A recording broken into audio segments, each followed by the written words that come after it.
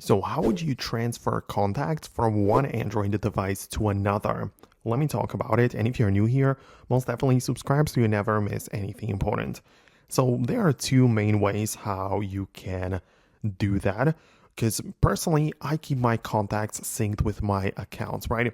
Inside of my contacts, I can see that, if you go in here, you have the ability to just sign in with your different accounts. And me personally, I use the Google account, right? So there I save my contacts. So if I want to just transfer it to another device, I would just go to my contacts and just make sure I am signed in with my this specific account, so I can actually use it for in that device as well. And you can basically just use so many different accounts. It doesn't have to be Google. There are Samsung contacts and even different accounts which you can implement it. But the point is that if you use the same method of saving contacts into one account, you can just sign in with the same account on a different phone and you should be able to access the same contacts.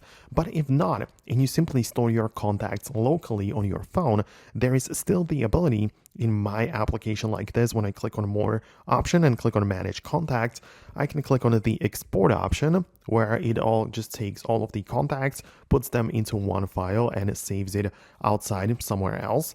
And then on the other phone, I'll be able to use the import feature, which is here available as well.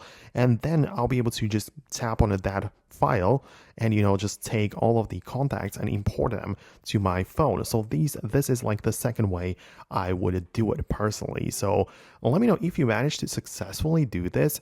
I would really appreciate your support. Hit the thumbs up and subscribe for the upcoming tutorials and videos like this one. And I'll see you later. So thanks a lot and I'll talk to you soon.